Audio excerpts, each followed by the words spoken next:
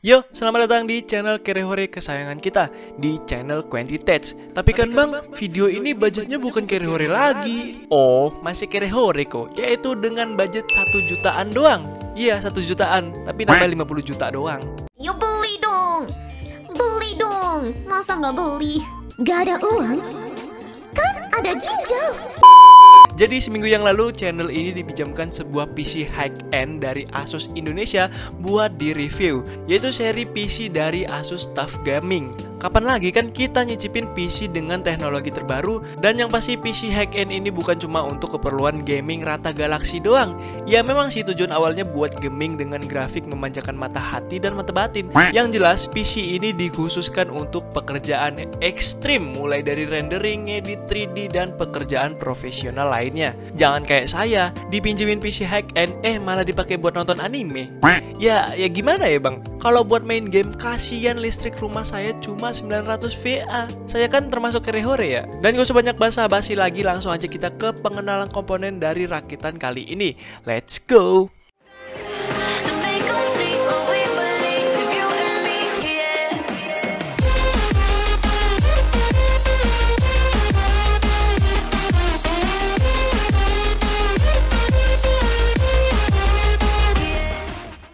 Untuk komponen yang pertama yaitu power supply. Kenapa nggak mulai dari motherboardnya aja bang? Ya nggak apa-apa, biar saya nanya diri sendiri.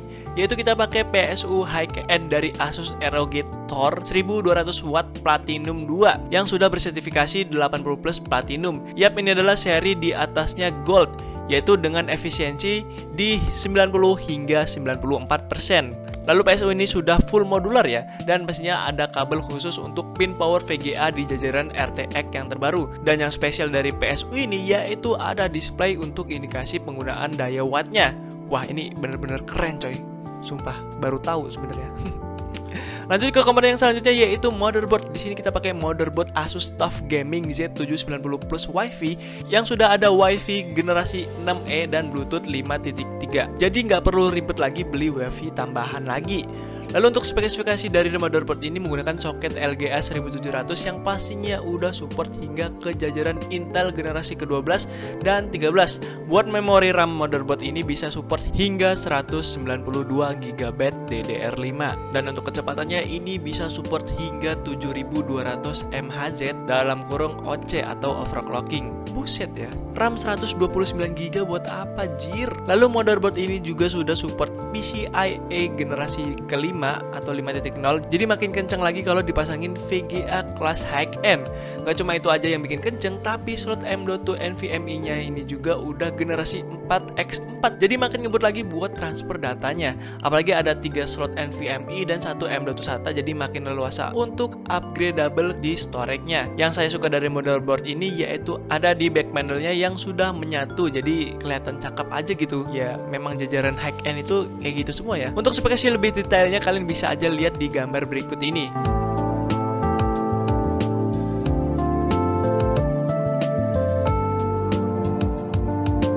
Next ke prosesor atau otak dari PC harga kolomerat ini. Ya ini kita pakai prosesor dari Intel, ya kali pakai AMD. Dikira ada konverternya apa? Yaitu Intel Core i7 12700K dengan base clock di 3,6 GHz dan turbo frekuensinya hingga 4,90 GHz. Memiliki 12 core atau lebih tepatnya 8 core untuk performa dan 4 core untuk efisiennya. Jadi ya total 12 lah. Terus itu memiliki 20 thread dan untuk TDP dari prosesor ini ada di 125 watt untuk base-nya, lalu 190 watt buat turbo powernya. Dan perlu diingat kalau pakai prosesor Intel jajaran i7 itu kudu wajib pakai cooling yang bagus. Bisa pakai water cooler atau cooler yang versi tower. Jangan sampai kalian pakai stock cooling ya. Kasihan coy, prosesornya disiksa ibarat kerja rodi. Berikutnya ke komponen yang selanjutnya yaitu RAM. Di sini kita pakai RAM dari T-Force Delta RGB DDR5 berkapasitas 32 GB dual channel atau 2 x 16 GB dengan kecepatan hingga 6000 mHz dengan mode XMP. Busetnya 600 mHz, PC pribadi saya masih DDR3 1600 mHz tuh. Ini berapa kali lipat cowok? Lanjut, biar makin kenceng lagi, kita pakein storage SSD NVMe dari T-Force Card Reader Zero Z441 TB yang sudah generasi 4x4 yang kecepatannya itu bisa hingga 5000 MB per second coy. Ini bener-bener ngebut banget cok. Hard disk saya mentok-mentok 100 MB coy. Lanjut, yaitu casing sebagai pemanis setup biar makin estetik dan terhindar dari gempa. Ya nggak segitunya juga sih, cuman ini casing bener-bener kokoh coy, dan tebel nggak kayak rangka yang lagi viral. Gimana nggak kokoh coba? Bobot dari casing ini aja udah 11 kilo, itu baru casingnya loh. Ya ini kita pakai casing dari Asus TUF Gaming GT502 yang udah ada tempered glass di sisi depan dan sampingnya, dan ada logo TUF Gaming di depan yang udah ada nyala-nyala RGB. Lalu untuk I/O portnya ini ada 2 buah USB 3.2 Gen 1, lalu Type-C 3.2 dan jack audio 3,5 mm. Dan yang saya suka dari casing ini itu mudah untuk di maintain. Lalu space yang luas makin mudah untuk penempatan kabel manajemen. Cuman ada satu nih yang sayang banget bagi saya pribadi, yaitu penempatan PSU yang tersembunyi. Ini membuat PSU kita yang mahal jadi nggak kelihatan coy. Tapi itu tergantung pribadi masing-masing dan PSU yang dipakai ya. Kalau pakai PSU seperti yang kita pakai ini rasanya ya sayang aja coy. Yang berikutnya yaitu ke pendingin prosesor biar prosesor kita nggak kepanasan atau malah overheat. Jadi kali ini kita pakai water cooling dari Asus TUF Gaming LC2 360A RGB yang sudah 3 fan dan pastinya RGB lah. Kan RGB nama FPS ya. Niat awalnya ini mau ditempatkan di samping biar nyala RGB-nya itu kelihatan gitu. Cuman kan posisi radiator di atas sirkulasi airnya itu kurang maksimal. Apalagi pas air radiatornya itu berkurang, bisa-bisa nggak jalan tuh sirkulasi radiatornya. Maka dari itu kita pindahin ke atas. Cuman mindahin kayak gini doang aja bisa makan 30 menitan. Bener-bener merepotkan sebenarnya. Yaudahlah kita lanjut ke VGA-nya. Kali ini udah pasti kita pakai VGA kelas atas, yaitu Asus TUF Gaming RTX 4080 16GB GDDR6X. Untuk spesifikasi singkatnya menggunakan arsitektur 5 nanometer dengan transistor sebesar 45.900 million. Bandwidth-nya ada di 716,8 GB per second dan TDP-nya hingga 320 watt. Udahlah, ini VGA kelas atas nggak perlu dijelasin pun orang-orang udah tahu. Yang jelas VGA RTX 4080 dari Asus TUF Gaming ini punya durability yang kokoh, mulai dari rangkanya dengan bahan logam, terus itu hatching yang tebel biar makin adem kan, terus desain fan yang aerodinamis dan aura RGB yang bisa diatur dan disinkronkan, dan masih banyak lagi lah. Dan karena VGA ini tuh gedenya segede gaban, maka dari itu disarankan memasang holder atau penyangga si VGA biar nggak bengkok. Nah, jadi kita pakein holder VGA dari ROG Helcourt yang sudah nyala-nyala RGB, bisa disinkronkan langsung dari motherboard. Sebenarnya sih udah dapet holder bawaan dari VGA-nya, cuman biar estetik aja gitu kan. Cuman yang disayangkan dari rakitan kali ini tuh tidak ada fan tambahan, jadi ya gitu ala kadarnya. Sebenarnya ada sih, cuman ya RGB-nya itu statis dan harga persatuan dan harga fan persatunya itu cuma 30 ribuan coy. Bukannya mempercantik ketampilan, malah nanti kelihatan kurang sinkron dan terlihat freak jadinya. Cuman gak apa-apa, asalkan tutup sampingnya ini kita buka aja biar gak pengap-pengap amat dan kepanasan kayak kena ajab. Coba komen di bawah siapa yang cita-citanya pengen kena ajab. Kita lanjut ke komponen yang terakhir, yaitu monitor dari Asus lagi, yaitu Asus TUF Gaming VG279QM yang udah 27 inch dan sudah 270Hz dan bisa hingga 280Hz dalam mode overclock. Dengan respon time-nya ada di 1 milisekund dan sudah support Nvidia Gyrosync yang membuat feel saat bermain game itu makin enak dan memanjakan mata batin dan mata kaki. Gak cuma layarnya aja yang mantep, tapi monitornya ini punya fitur ergonomic design yang membuat monitor ini makin fleksibel untuk diubah posisinya. Mau disetting horizontal, vertikal, atau mau disetting miring pun bisa. Buat penjelasan lebih lengkap mengenai monitor Asus TUF VG279QM bakalan ada di next video. Seperti biasa, link ada di deskripsi ya. Nah, jadi itu dia komponen yang dipinjamkan oleh Asus Indonesia. Bener-bener gak nanggung lagi coy. Sekalinya dipinjemin yang versi high-end, bahkan sampai monitornya juga.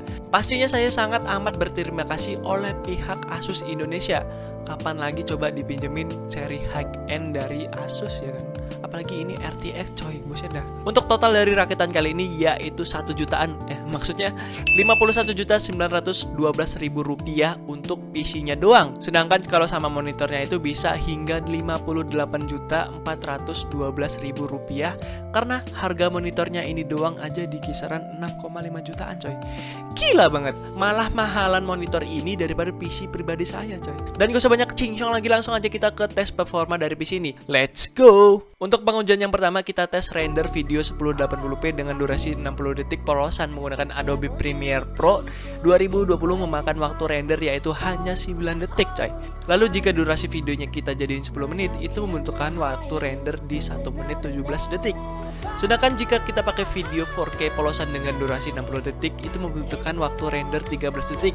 Lalu jika durasinya 10 menit itu butuh waktu render sekitar 1 menit 55 detik. Berikutnya merender mobil BMW dengan software Blender membutuhkan waktu 56 detik. Lanjut ke pengetesan Cinebench R20 mendapatkan skor rata-ratanya di 8490-an CB. Dan buat kestabilannya ini didapatkan angka yang cukup stabil di kisaran 8459 hingga 8528 dengan running 10 kali berturut-turut.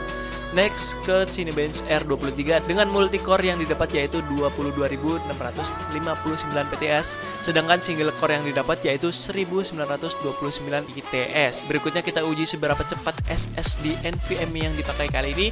Hasilnya ini sangat memukau, bisa hingga 5000 MB per second sesuai dengan spesifikasi yang ditulis ya, kecuali di write-nya itu ada penurunan. Ya nggak masalah sih, nggak jauh-jauh amat juga kok. Yang berikutnya ialah pengetesan dengan software 3D Mark. Buat pengujian 3D Mark CPU profile kira-kira segini untuk tiap core-nya. Lalu pengujian 3D Mark Firestreak Extreme mendapatkan skor di 29.964. Lalu 3D Mark Firestreak Ultra dengan skor 17.527. Berikutnya 3D Mark Time Spy dengan skor 25.793. Time Spy Extreme dengan skor yang didapat yaitu 12.636 dan Port Royal dengan skor di 18.017. Lalu 3D Mark Firestreak Stage dapat angka yang sangat memukau coy, ada di 99,8%. Dan yang berikutnya perbedaan menggunakan DLSS dan tidak menggunakan DLSS menggunakan 3D Mark Nvidia DLSS fitur stress. Saat DLSS-nya dimatikan mendapatkan 83,39 fps, sedangkan jika DLSS-nya di mode on itu dapat 188,4 fps. Dan yang terakhir yaitu pengetesan benchmark game. Udah pasti dong kita setting di rata kanan 1080p dan nanti di akhir benchmark bakalan ada penggunaan daya watt yang dipakai dari PC ini.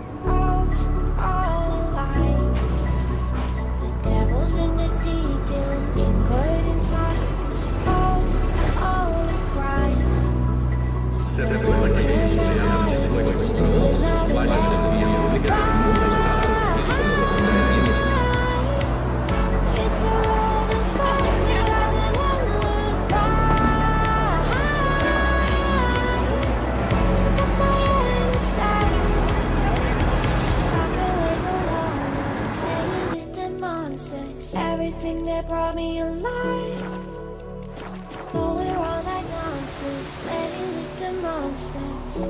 They brought me alive, but got no alibi. It's a lover's fight without an alibi. Not so fast, Ash. Took my hands without an alibi. Slow now.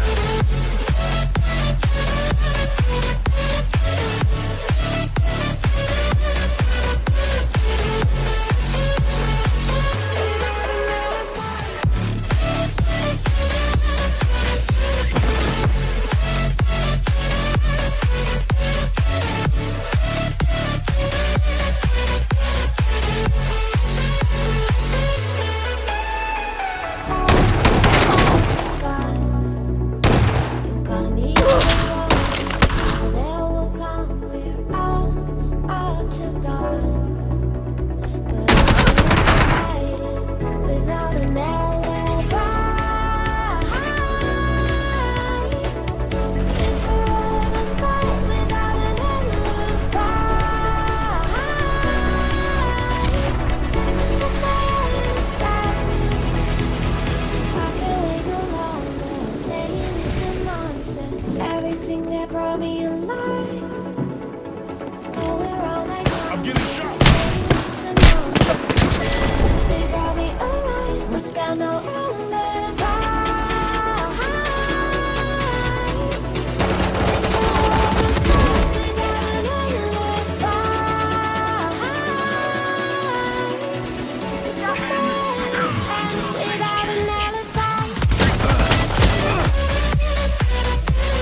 Can't use that yet. Stage 2. Can't use that yet.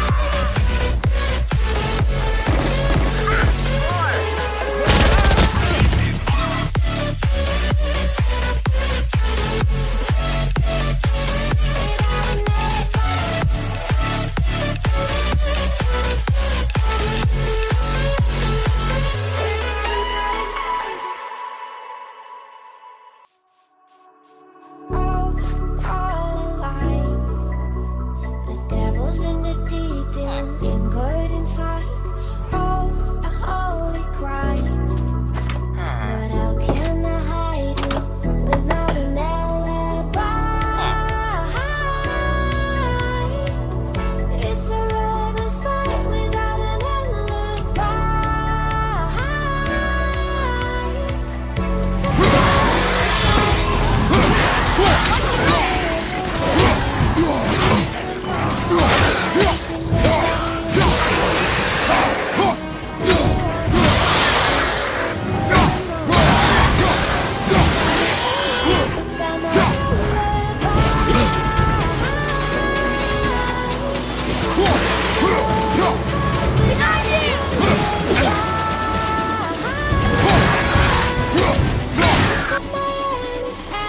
Without an alibi.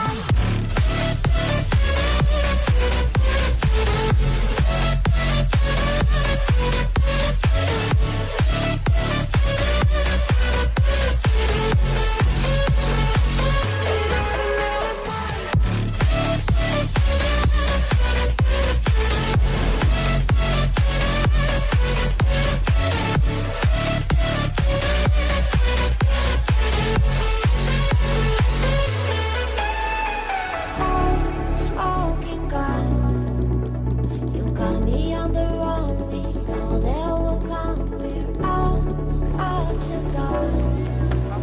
But how can I hide it without an alibi? It's a lover's fight without an alibi. Took my insides. I can't wait no longer. I'm playing with the monsters. Everything that brought me alive. Going around like monsters. Playing with the monsters. They brought me alive, but got no alibi. It's a lover's fight without an alibi. Without an alibi. Order cut. Everybody stand back! Inazuma shines eternal!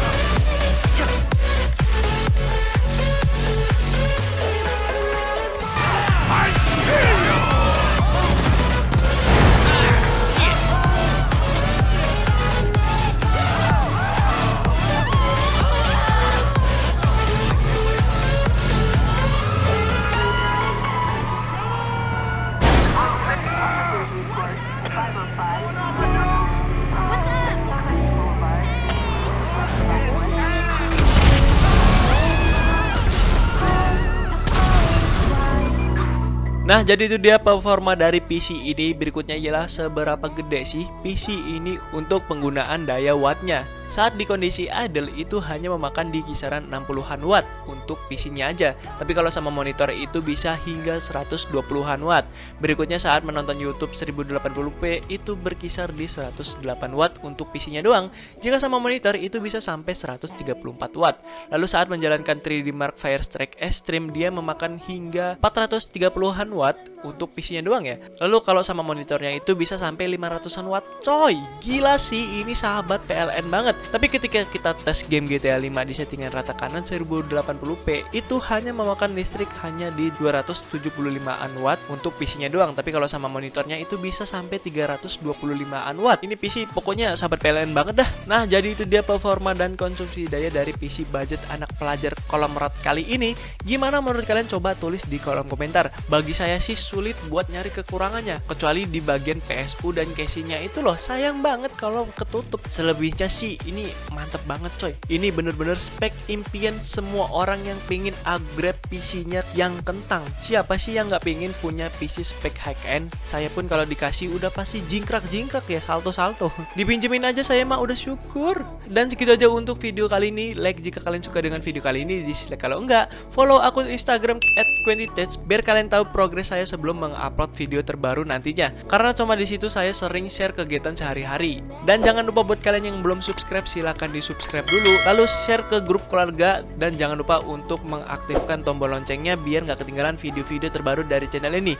Saya Sultan Maulana selaku owner atau pemilik dari channel ini meminta maaf jika ada kesalahan kata maupun fakta. Begitupun jika ada perkataan yang kurang enak didengar karena itu hanyalah canda gurauan saja. And say goodbye dan sampai jumpa di lain video. Dadah.